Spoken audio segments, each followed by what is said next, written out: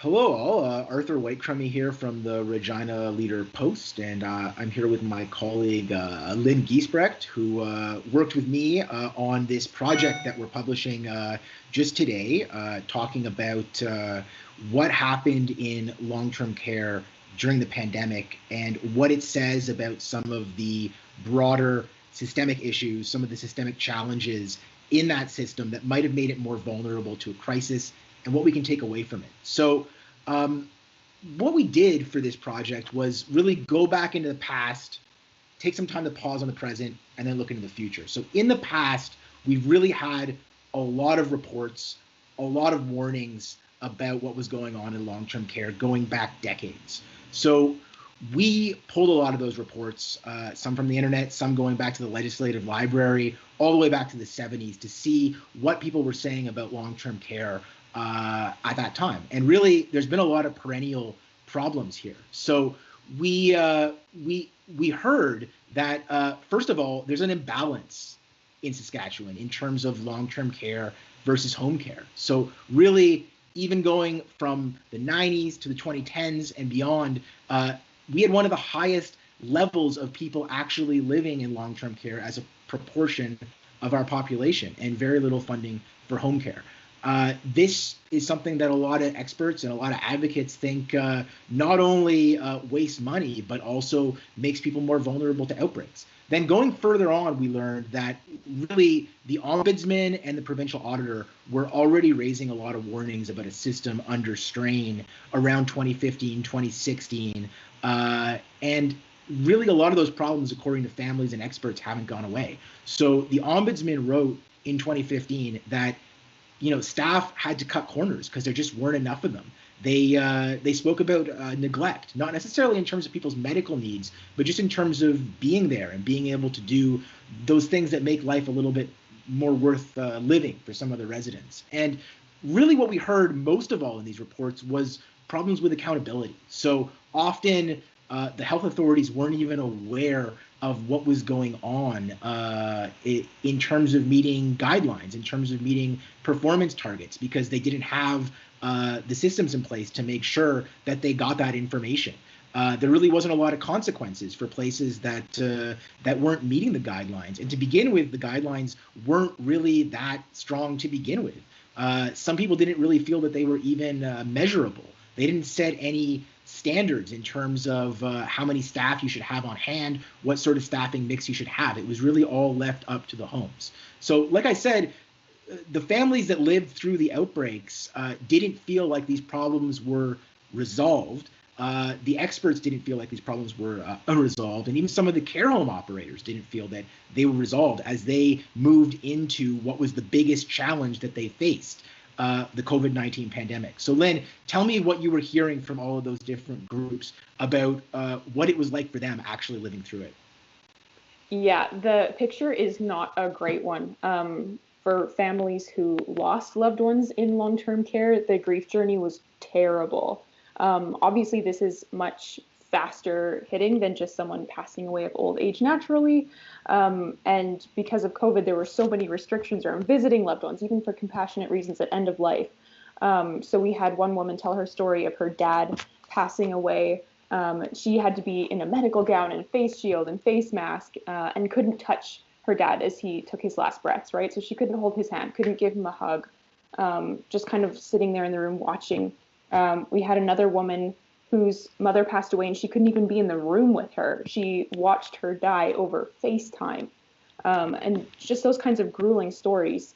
And there, in total, Saskatchewan has had 43 outbreaks in long-term care, according to the province. So that's a total of 120 seniors in these homes dead. And that's a lot of families left to grieve in these really, really strange ways that COVID has kind of become known for, just grieving apart. But from long-term care workers, we were hearing a lot of stories too. We had two continuing care assistants share with us anonymously for fear of their jobs, just about what it was like working in homes, even before the pandemic, but also through the pandemic. And one worker said, after working in the care home for more than 30 years, like staffing has been an issue for most of that time. And the pandemic, and when her facility was actually hit with an outbreak, made things a little bit better for a stint, just because staffing issues were pretty bad before and even during the pandemic. But then once an outbreak hit, the care home brought in more staff to help with that. And things were a little bit better while they were in an outbreak. And then as soon as they went off outbreak, things got worse again. So just like we heard from both of them, like they're trying to cut corners in care a little bit for residents just because they don't have the time to help everyone. They're constantly running from resident to resident to try to meet the most important needs. And even just this feeling of being demoralized because they're not getting to care for residents at the way that they know they should be, and just kind of leaving work at the end of the day feeling hopeless that nothing's ever going to get better for them. Yeah, so that's not a pretty picture. But we were hearing from advocates too that things really need to change now. So what does that look like moving into the future? And I know, Arthur, that's something you looked at more closely too. Yeah, so we took a lot of those recommendations and we actually put them to the minister to see what his plans are. But just to sort of detail what kinds of ideas people are floating, we heard that we really need to have some kind of minimum standards in terms of staffing. So a lot of advocates and one care home operator who works in Prince Albert were saying that we need to have minimum care hours somewhere around maybe 4 hours per day as an average. That can be flexible depending on the care needs of a resident, but as an average, they feel that would be suitable. And then to have the funding in place to actually allow the homes to hire those people. We obviously have heard a lot of concerns about the ward-style rooms at places like Extended Care Parkside that the SHA actually connected as a factor that might have facilitated the spread of the virus. Extended Care is telling us that they're looking very closely at designs for new homes in the future that don't have those 4-bed rooms, but there's no commitment yet in terms of a timeline for actually moving in that direction. So we took some of these ideas to the Seniors Minister, Everett Henley, and asked what the government can commit to. And it's clear, it seems like he's taking this very seriously. He says he's going to listen closely to the provincial ombudsman when she releases her report on what went wrong in Extended Care Parkside. It's supposed to also be a broader look at the system as a whole, and take a very close look at that in terms of what recommendations can be implemented from that report. But as of now, he's not able to make any commitments in terms of what will change, neither in terms of staffing levels. And though he says that they very much want to move away from the 4-person rooms and are looking for a way to do that, he can't give a timeline either for when and if it might be banned, because he says they just need to find somewhere to put those people. I mean, it's a capacity issue. So there's no clear sign left at this point that things are going to change anytime soon. We'll see what happens after the ombudsman report. And I know that that's going to leave a lot of families and advocates feeling dissatisfied because they feel like we've already learned lessons from this pandemic. We've already had lessons reinforced that we've known for decades about the gaps and failings in the system, and they want it to change now. They want commitments right away. So we'll see what happens in the near future.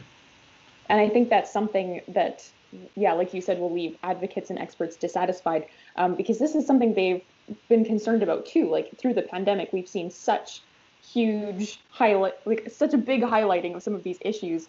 And they're basically saying, if not now, when? Like if 120 seniors dead in your long-term care homes because of outbreaks in a pandemic doesn't push you to change things, what will?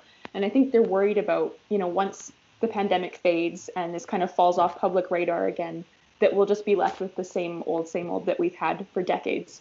So yeah, they're definitely pushing for changes now when it is public, when it is in public awareness, and they want things to happen now.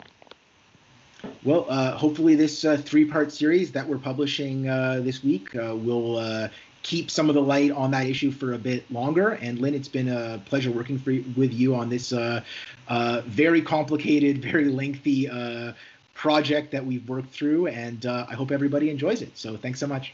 Until next time. Bye-bye.